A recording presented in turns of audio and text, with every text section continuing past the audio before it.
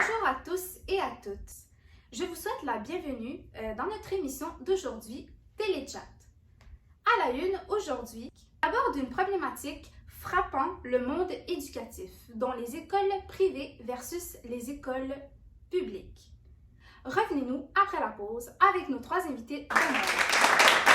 Bienvenue de retour à notre émission. Nous accueillons notre première invitée d'honneur, Aurélia Santorini. Donc, bienvenue à vous. Elle est spécialiste de recherche en compétition en milieu scolaire. Donc, bonjour à toi. Bonjour!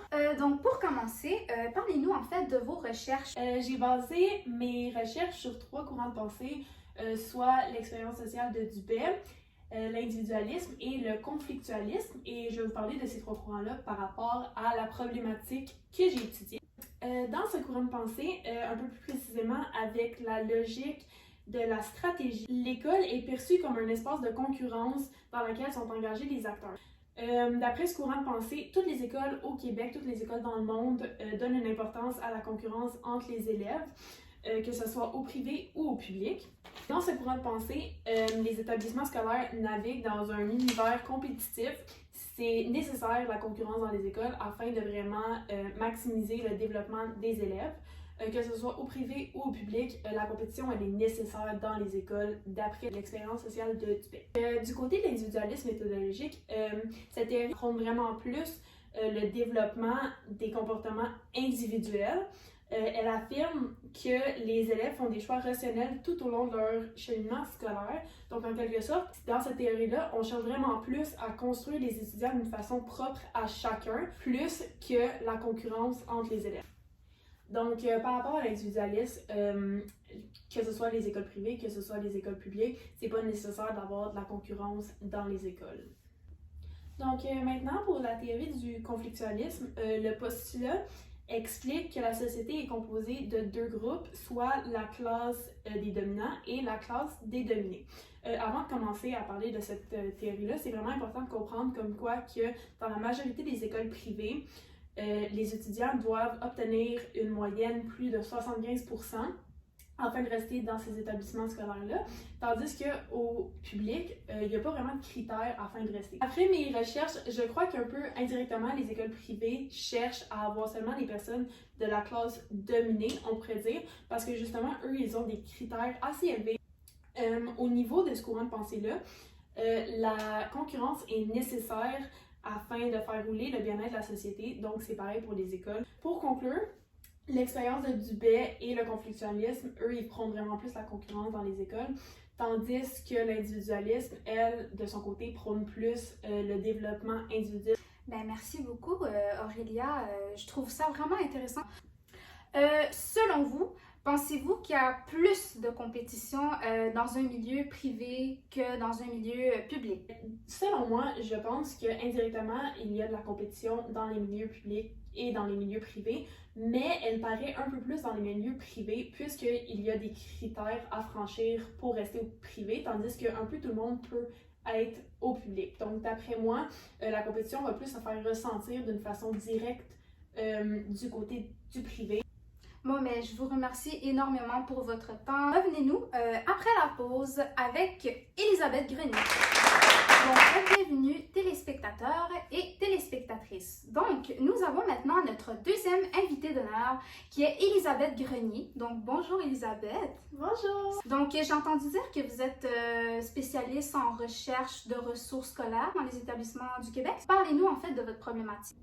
Donc, pour commencer, je vais parler de mes recherches en fonction de l'expérience sociale de Dubé. La logique subjective dans ce courant de pensée affirme que les élèves n'ont pas tous les mêmes bagages de ressources, ce qui n'est pas faux. Donc, au niveau de l'argent, au niveau des valeurs, de la culture, etc. Donc, c'est vrai d'affirmer que pas tous les enfants partent avec le même bagage de ressources. Aussi, la logique stratégique dans l'expérience sociale de Dubé affirme comme quoi l'acteur construit une rationalité limitée en fonction de ses ressources. Donc, le développement de chacun est directement construit avec les ressources qui lui sont mises à sa disposition. Donc, quelqu'un qui est un peu plus pauvre va nécessairement avoir moins de ressources que quelqu'un qui est un petit peu plus riche. Donc, il est vraiment important de comprendre que habituellement, les élèves qui fréquentent des écoles privées ont accès à une plus grande panoplie de richesses grâce à l'argent que possède leur famille. Que si un parent souhaite envoyer son enfant dans une école privée, c'est lui qui doit payer la totalité de la somme, tandis que si un parent veut envoyer son enfant dans une école publique, il y a une partie des frais qui sont subventionnés par le gouvernement. Maintenant, je vais passer au deuxième courant qui est l'individualisme méthodologique. Donc, eux sont complètement d'accord avec ce que le premier courant vient d'affirmer, ce qui veut dire que les ressources sont primordiales par rapport au développement des élèves. Mais eux, ils se penchent vraiment par rapport à deux ressources importantes qui sont les ressources économiques et les ressources culturelles. Au niveau économique, comme mentionné un peu plus tôt dans l'entrevue, il y a un grand écart entre les deux types d'écoles parce que habituellement les parents doivent payer afin d'envoyer leurs enfants dans des écoles privées. Au niveau des ressources économiques, ça fait une grande différence entre les deux milieux. Tandis que les ressources culturelles, ça fait pas nécessairement un gros milieu parce que c'est vraiment plus concentré sur l'argent des parents que par rapport à la nationalité. Je vais terminer avec mon troisième courant de pensée que j'ai pris, le conflictualisme. Donc, cette idéologie se base sur les conflits entre les classes. Cette idéologie transforme les inégalités sociales en inégalités scolaires. Donc, si, exemple, les parents d'un enfant sont riches, ça va paraître avec son cheminement scolaire, tandis que le contraire va se produire aussi. Donc, si les parents d'un enfant sont pauvres, ça va pas l'avantager à l'école. Cette théorie affirme que les élèves qui ont un confort monétaire par leurs héritages familiaux sont plus avantagés au niveau des ressources multiples. Pour conclure, les trois courants de pensée que moi j'ai pris affirment pas mal la même chose. Donc, quoi que les ressources sont primordiales afin d'avoir un bon développement de l'élève. Par contre, les trois courants ne ressortent pas les mêmes éléments importants par rapport aux ressources et par rapport aux problématiques. Ok, donc je trouve ça vraiment intéressant. Selon vous, Elisabeth, les ressources sont-ils meilleures en milieu privé qu'en milieu public?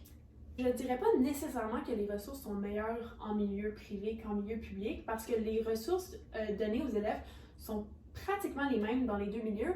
Par contre, je dirais peut-être qu'il y a plus de ressources disponibles dans les milieux privés, justement à cause de l'investissement des parents. Merci à toi. Donc nous revenons après la pause avec notre dernière invitée. Notre troisième et dernière invitée, veuillez accueillir Rosalie Latulippe. Donc bonjour Rosalie.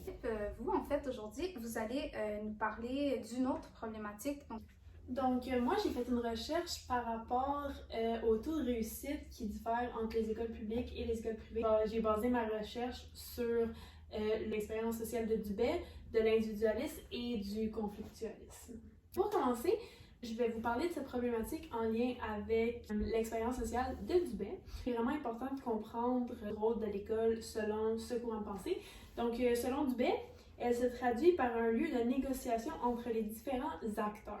Les acteurs font référence aux élèves. Au privé, le taux de réussite touche directement à la valeur du diplôme, c'est-à-dire que dans cette logique-là, quand tu as un diplôme, tu vas directement avoir un bon emploi, tu vas directement faire de l'argent, tu vas directement être heureux. Donc, c'est comme ça qu'ils voient ça. Du côté de la logique subjective, les écoles privées recherchent un taux de réussite vraiment plus élevé qu'aux écoles publiques, que eux, c'est vraiment juste pas nécessairement pour tout le monde, vraiment comme on passe, on reçoit le diplôme et ça finit là.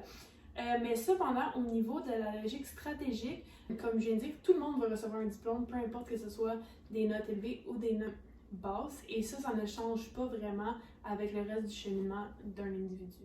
Ce qui m'amène à vous parler de mon prochain courant de pensée, de l'individualisme. Ce courant affirme que la pression liée au taux de réussite n'accorde aucune liberté aux étudiants. Donc, selon eux, le taux ne changera pas par rapport aux écoles que les élèves fréquentent ou par rapport aux ressources et aux richesses que possèdent leurs parents, mais eux, ils se concentrent davantage sur la réussite individuelle de chaque élève et chaque étudiant recevra des résultats différents par rapport aux efforts qu'il fournit pour sa propre réussite scolaire. Ce qui m'amène à parler de mon dernier courant, donc le conflictualisme. Et celui-ci définit une idée centrée sur la classe dominante et la classe dominée. Dans ce courant de pensée-là, bien évidemment, la classe dominante va avoir des meilleurs résultats que la classe dominée, puis quelqu'un qui fait partie de la classe dominée ne peut pas avoir les mêmes résultats que quelqu'un qui fait partie de la classe dominante. Selon cette théorie, le taux de réussite est directement relié à l'appartenance des classes. Donc, ce que ça veut dire, c'est que si les parents d'un enfant font partie de la classe dominante, leur enfant va directement avoir des meilleurs résultats que quelqu'un que leurs parents font partie de la classe dominée. Donc, pour conclure, les trois courants de pensée ont des idées assez différentes vis-à-vis le taux de réussite dans les écoles secondaires. Ce qui m'amène en fait à vous poser ma dernière question. Est-ce que, d'après vous, les enfants qui fréquentent des écoles privées ont plus de chances à réussir dans leur vie? Selon moi, non, parce que peu importe quel milieu scolaire l'enfant fréquente, il va quand même recevoir un diplôme à la fin de son cheminement scolaire et un diplôme a le même poids dans n'importe quelle université, cégep, ne change pratiquement rien pour les emplois. Donc, je te remercie énormément, Rosalie, d'avoir été parmi nous dans cette émission. Et nous, on se rejoint la semaine prochaine pour notre prochain sujet sur l'environnement. Merci et à la semaine prochaine.